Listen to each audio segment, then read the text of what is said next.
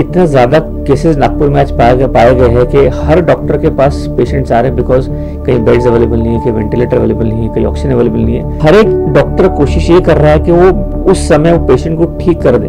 आपने होम्योपैथी के साथ में ट्रीटमेंट दी तो डेफिनेटली दो अच्छे काम कर सकते हैं और पेशेंट को वेंटिलेटर से जल्दी हम बाहर निकाल सकते हैं। जो ये मेडिसिन होम्योपैथी मेडिसिन जो बहुत कारगर है, चाहे कोई भी साइंस हो, एक ही लक्ष्य रहता है कि पेशेंट को ठीक करे। दो साइंस साथ में आके काम करे तो इससे बढ़िया और इससे बढ़िया क्या बात हो सकती है। और ये मौका भी ऐसा है कि हम साथ में मिलकर काम करें तो डेफिनेटली कोरोना महामारी से हम बच पाएंगे।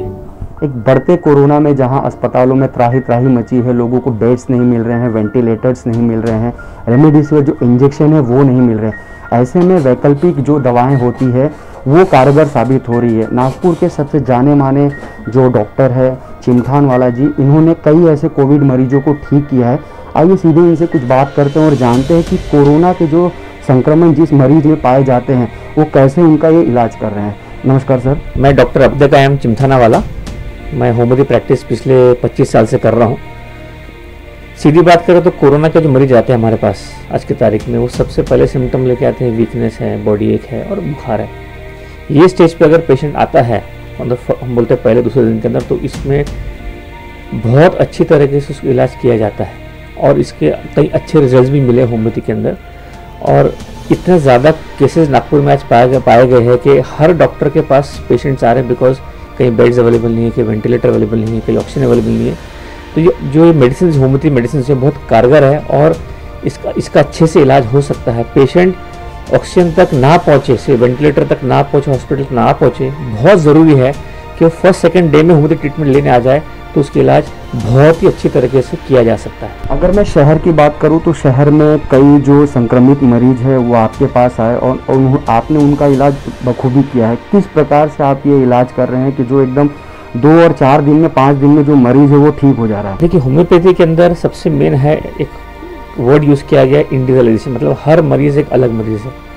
जिससे हम बोलते हैं पेशेंट को बुखार है, बॉडी एक है और बहुत वीकनेस है, तो हम ये देखेंगे बुखार है, बुखार किस प्रकार का है, बुखार ठंड लग के आ रहा है कि बुखार में क्या तकलीफ है, बुखार में इसको लाइट चाहिए, पंखा चाहिए, ठंड लग रही है और कैसे हो रहा है, कोई साथ में चाहिए। तो ये बोलते हैं इंडिविजुअलाइजेशन। हर एक पेशेंट एक अलग दवाई देना पड़ता है। इसको हम बोलते हैं कि हर एक मरीज के लिए एक अलग दवाई बनी हुई है। अगर ये सिम्टम को हम बराबर से अच्छे इंडिविजुअलाइज कर ले तो होम्योपैथी में इसका बहुत अच्छा इलाज हो सकता है। हाँ, अगर पेशेंट, जैसे कुछ पेशेंट्स ऐसे भी जो आईसीयू में एडमिट है, जो वेंटिलेटर्स पे है, उसके अंदर भी हमारे पास कुछ दवाइयाँ जिसके अंदर जैसे डॉक्टर बोलते हैं भी हमने वेंटिलेटर लगा दिया, ऑक्सीजन लगा, दवाई दे दी, अब हम चाहते हैं कि पेशेंट खुद फाइट बैक करे। वो खुद फाइट बैक करे मतलब पेशेंट की इम्यूनिटी इतनी स्ट्रांग होनी चाहिए कि वहाँ से वो वापस आ सके। इसके अंदर भी होम्योपैथी में हमने देखा है कि बहुत लोग को अच्छा इलाज मिला है, लोग को फ़र्क पड़ा है, लोग को ऑक्सीजन सैचुरेशन बढ़ गया है वो दवाई देने से, जिसके अंदर हम इम्यूनिटी से पेशेंट को ठीक कर सकते हैं। बट एक ध्यान रखिए, this is called as a concept of individualization. हर इंसान के लिए एक अलग दवाई होम्योपैथी के अंदर, ऐसा कहा गया है और इसी से कंसेप्ट से ही मैंने काफ़ी मरीजों को अच्छा रिजल्ट दिया है। अगर बात करें सरकारी और निजी अस्पतालों में तो लगभग हज़ारों पेशेंट और हज़ारों मरीज वहाँ पे भर्ती होने के लिए तड़प रहे हैं, वेटिंग्स में हैं। यदि देखा जाए होम्योपैथिक जो दवाइयाँ होती है उसमें आपको एक दिन में कितने ऐसे मरीज हैं जो आपके पास आ रहे हैं और कब कब ठीक हो रहे हैं? ये बहुत अच्छा सवाल है। अभी इतनी ज़्यादा संख्या बढ़ गई है पेशेंट्स की कि मैं या मेरे दूसरे होम्योपैथ डॉक्टर्स हैं सभी के पास, हमारे पास पेशेंट्स आ रहे हैं। किसके पास 15-20 आ रहे हैं, किसके पास 30-40 आ रहे होंगे, पेशेंट्स डेफिनेटली आ रहे होंगे। और हर एक डॉक्टर कोशिश ये कर रहा है कि वो उस समय वो पेशेंट को ठीक कर दे। मेरे पास भी दिन में 10 से 15 केसेस तो आते ही है और जितना मेरा स्टैटिस्टिक्स है उसके हिसाब से काफ़ी लोग को अच्छा आराम पड़ा है। कुछ को आराम नहीं पड़ा है, कुछ स्टेज 2 मतलब लंग्स इन्वॉल्व हो जाते हैं, फिर सांस लेने में तकलीफ होती है, सैचुरेशन ज़रूरत पड़ती है, तो इमरजेंसी मेडिसिन के हिसाब से उनको फिर ऑक्सीजन लगाना पड़ता है। लेकिन उसके बाद भी होम्योपैथी दवाई खाने से उनमें रिजल्ट अच्छे पाए गए हैं। अगर अब बात करें कोरोना में जो सबसे ज़्यादा जो दवाई कारगर साबित हो रही है और जितने भी डॉक्टर्स हैं वो लिख रहे हैं वो रेमडेसिविर इंजेक्शन है, जिसका अकाल पड़ा है पूरे महाराष्ट्र में। बट बात किया जाए अगर होम्योपैथी में, तो होम्योपैथी में ऐसी कौन सी दवाई है जो आप लोग ज़्यादा से ज़्यादा इस्तेमाल करते हैं जिसका इफेक्ट मरीज पे दिखाई पड़ता है? ये बहुत ही अच्छा सवाल है और ये बहुत ही इंटरेस्टिंग सवाल इसलिए बिकॉज हर लोग बोलता है कि जैसे इसमें रेमडेसिविर इंजेक्शन है तो होम्योपैथी में से कोई स्पेसिफिक दवा है जिसको खाने से कोरोना ठीक हो जाता है। तो कुछ दवाइयाँ जो मार्केट में चल रही है जिसको हम बोलते हैं, जैसे कोई डॉक्टर आर्सेनिक काफ़ी प्रिस्क्राइब कर रहे हैं, कोई डॉक्टर कैम्फर भी प्रिस्क्राइब कर रहे हैं। इसके पहले मैंने आपको बताया कि homeopathy is basically the science of individualization. हर इंसान के लिए अलग दवाई, हर इंसान बीमारी में कैसा रिएक्ट करता है उस पर दवा दी जाती है। तो इसके अंदर सिम्टोमेटिक बहुत इंपॉर्टेंट है rather than a specific medicine. ये सवाल काफ़ी एक डॉक्टर के लिए चुभने वाला हो सकता है। अगर मैं एलोपैथिक दवाओं और डॉक्टरों की बात करूं तो सरकारी और निजी अस्पतालों में लूट मची हुई है। लोगों को अपना घर, लोगों को अपने गहने बेच कर इलाज करवाना पड़ रहा है। वहाँ से भी जो उनका एक परिवार का जो शख्स है वो जीवित नहीं आ पा रहा। तो कहीं ना कहीं इस तरह के संक्रमण में, इस तरह के लाचारी में डॉक्टरों का इस तरह से पेश आना कहाँ तक जाएगा? नहीं, मैं ये तो नहीं कहूँगा कि लूट मची है, बिकॉज हर डॉक्टर चाहता है कि वो पेशेंट ठीक हो जाए। अब कोई को हॉस्पिटल्स के कुछ रहते हैं रूल्स, वो रूल्स फॉलो कर रहे हो। मैं ये नहीं कहूँगा कि डॉक्टर लोग ज़्यादा पैसे ले रहे, तो बिल्कुल गलत बात है। जो देखने में हो सकता है कुछ केस में ऐसा हुआ, बट बेसिक डॉक्टर चाहता है कि उसका पेशेंट ठीक हो जाए। चाहे होम्योपैथी हो, चाहे एलोपैथी हो, चाहे आयुर्वेद हो, चाहे यूनानी हो, हर डॉक्टर चाहता है आज की तारीख में कि कुछ भी करके वो बीमारी ठीक हो जाए और पेशेंट को जल्द से जल्द फर्क पड़े और कम से कम तकलीफ हो पेशेंट को। लोकप्रिय दवाई, लोकप्रिय चिकित्सा पद्धति होने के बावजूद लोगों में कहीं ना कहीं होम्योपैथी दवाइयों को लेकर एक भ्रम है। और अगर कोरोना की अगर बात करें तो ईरान, यूरोप में इसे ज़्यादा से ज़्यादा अगर इस्तेमाल किया जा रहा है और लोग इसके इस्तेमाल से ठीक भी हो रहे हैं। क्या कहना चाहेंगे भारत के प्रति? ये तो बात थी पहले कि लोग होम्योपैथी को ज़्यादा विश्वास नहीं था, समझते नहीं, ऐसे बोल सकते। बट कोरोना काल में देखा गया है कि बहुत सारे लोग को होम्योपैथी के प्रति बहुत विश्वास पैदा हुआ है।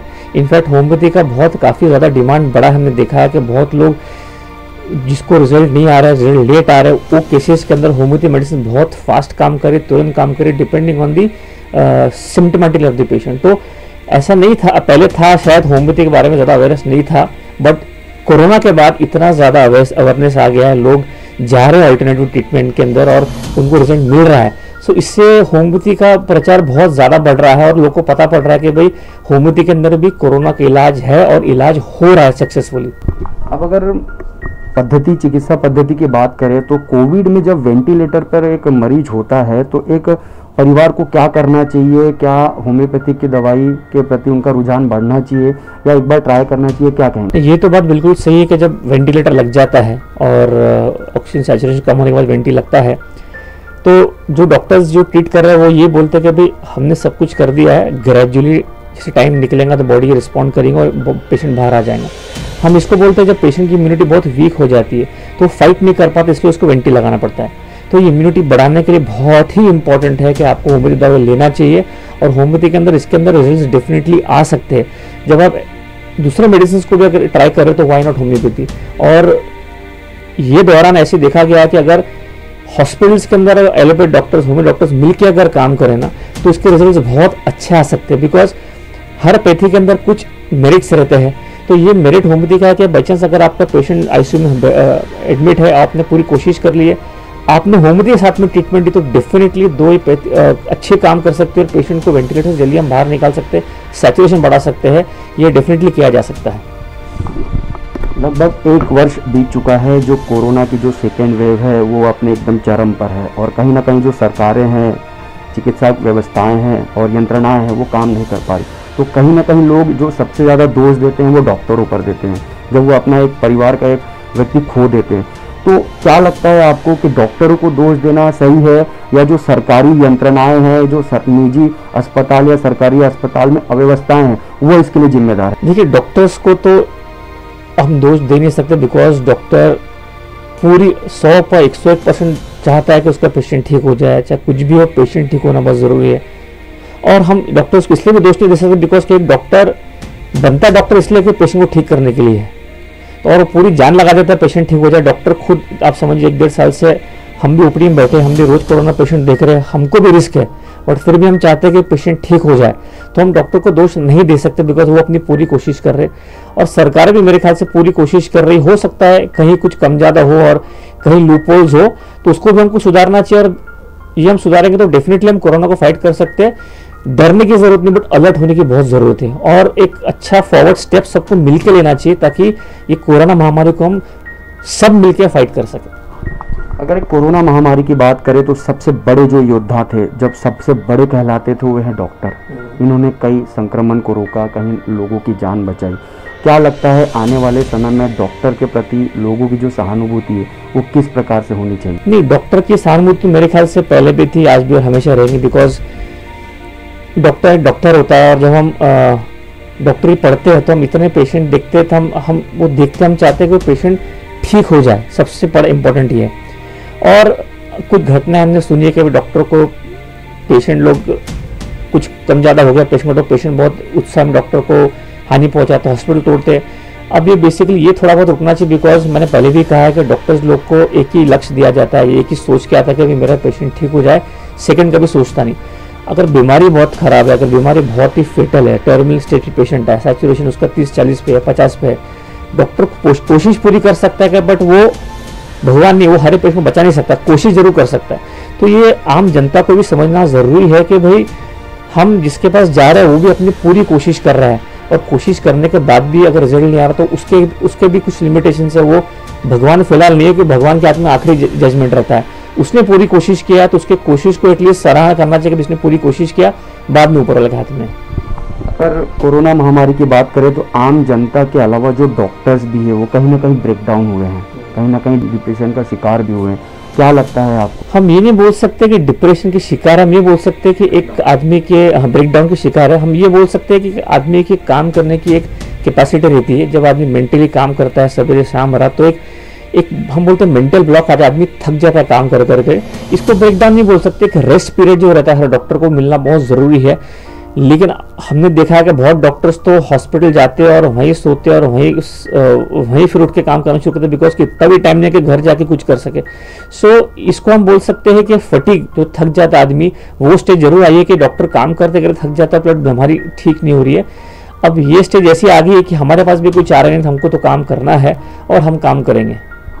अब एक मरीज के लिए बात करूं एज अ डॉक्टर, क्या कहना चाहेंगे कि किस तरह से प्रिकॉशन ले, और जब मरीज संक्रमित पाया जाता है तो किस तरह से डॉक्टर के टच में आए? जो गवर्नमेंट नॉर्म्स ने पहले की है वो हमको फॉलो करना बहुत ज़रूरी है। सबसे इम्पोर्टेंट आपको मास्क पहनना है, first of all social distancing करना है, सेकेंडली और आपको सैनिटाइजर यूज़ करना है। जितना हो सके आप घर पे रहिए, घर के बाहर मत जाइए। जितना हो सके आपको फैमिली जो रहती है उसको घर पे रहने के लिए बोलिए, बिकॉज जब तक हम चेन ब्रेक नहीं करेंगे हम वायरस को रोक नहीं पाएंगे। सबसे मेन चीज़ वो है। सेकेंड थिंग, अगर आपको लगता है कि थोड़ा भी आपको सर्दी खांसी है, थोड़ी भी सर्दी खांसी है, उसको रुकिए मत। नियर बाय डॉक्टर, आजकल तो टेलीमेडिसिन से आप डॉक्टर को फ़ोन करिए, डॉक्टर आपको फ़ोन पे दवाई बता देंगे। 1-2 दिन में अगर ठीक नहीं हुआ तो आप सबसे पहले सैचुरेशन देखते रहिए कितना है, 94 तक है तो कोई प्रॉब्लम नहीं। उसके अगर कम होता है तो आप डॉक्टर से कॉन्टैक्ट कीजिए और देखिए डॉक्टर क्या बताता है। फिर भी अगर 2 दिन में आपको लगता है कि आपको सांस फूलना शुरू हो गई और सैचुरेशन आपका 90 के नीचे जा रहा है, तो डॉक्टर को कांटेक्ट कीजिए, हॉस्पिटल कांटेक्ट कीजिए, ढूंढिए हॉस्पिटल कहाँ पे है और फिर जाकर एडमिट होइए। पैनिक होने की जरूरत नहीं, बट अलर्ट रहिए, अपने बॉडी को समझिए, अपने बॉडी क्या बोलना चाह रही है, और बॉडी जो बोलती है उस पर आप ध्यान दीजिए कि सर्दी है, सैचुरेशन है, ये ऑक्सीमीटर वापरिए, अच्छा ऑक्सीमीटर वापरिए। और ये सब अगर आप सावधान बरतेंगे तो बहुत केसेस हम घर पे भी हम मैनेज कर सकते हैं। आजकल टेलीमेडिसिन तो है ही, और घर पे मैनेज करना बहुत इजी जाता है। तो हम चाहते हैं कि घर पे अगर मैनेज हो जाए तो हॉस्पिटल्स के जो रश है थोड़े कम होना शुरू हो जाएंगे। ऑफकोर्स क्रिटिकल केसेस, सैचुरेशन बहुत ही कम है जो घर पे मैनेज नहीं हो सकता है, फिर हमको हॉस्पिटल में उसको मैनेज करना पड़ता है। जाते जाते एक आखिरी सवाल, एज अ डॉक्टर होने के नाते, क्या आपको लगता है कि कोरोना रोकथाम के लिए एलोपैथी के साथ साथ होम्योपैथी को अगर इस्तेमाल किया जाए तो कोरोना के लिए कहीं ना कहीं ढाल बन सकती है? जैसे मैंने को पहले भी कहा कि अगर ये हम बोलते हैं मल्टी डिसिप्लिनरी ट्रीटमेंट अगर किया जाए तो इसलिए बहुत फ़र्क पड़ेगा। और इसलिए फ़र्क पड़ेगा बिकॉज कि जब हम चाहते हैं कि पेशेंट का इम्यूनिटी बढ़ना चाहिए, डॉक्टर्स तो पूरी कोशिश कर रहा है, जैसे एडमिट कर दिया, पेशेंट को तकलीफ हो रही है, आईसीयू में सैचुरेशन कम हो रहा है, उस टाइम पे हम बोलते हैं कि हम इसके पेशेंट की अगर इम्यूनिटी बना पाए टू फाइट द डिजीज, ये होम्योपैथी बहुत अच्छा काम कर सकता है। हमने देखा है कि वेंटिलेटर्स पे है, ऑक्सीजन सैचुरेशन होम्योपैथी से बढ़ा हुआ है, बढ़ता है। तो अगर दोनों साइंस काम किए, हम आखिरी में चाहे कोई भी साइंस हो, एक ही लक्ष्य रहता है कि पेशेंट को ठीक करे। सिर्फ मेडिसिन देने के शायद तरीके अलग है, बट एक ही लक्ष्य रहता है पेशेंट ठीक करे। अगर 2 साइंस साथ में आके काम करे तो इससे बढ़िया क्या बात हो सकती है। और ये मौका भी ऐसा है कि हम साथ में मिलकर काम करें तो डेफिनेटली कोरोना महामारी से हम बच पाएंगे। ये थे नागपुर के सबसे फेमस चिकित्सक होम्योपैथी के डॉक्टर चिमठानवाला जी। इनका सीधे साफ तौर पर कहना है कि एलोपैथी के साथ यदि होम्योपैथी को अगर जोड़ा जाए तो कोरोना जो संक्रमण जो बढ़ रहा है उसको हम रोक सकते हैं और एक ढाल के रूप में काम करेगा। रही बात कोरोना महामारी से लड़ने के लिए, तो सरकारें जो है कहीं ना कहीं दवाइयाँ खोज रही हैं, वैक्सीनेशन खोज रही है, वैकल्पिक दवाइयाँ भी जो है वो कहीं ना कहीं कोरोना की रोकथाम में कारगर साबित हो रही है। कैमरामैन भूषण बुलुंडे के साथ प्रवीण मिश्रा, केसरी वाल।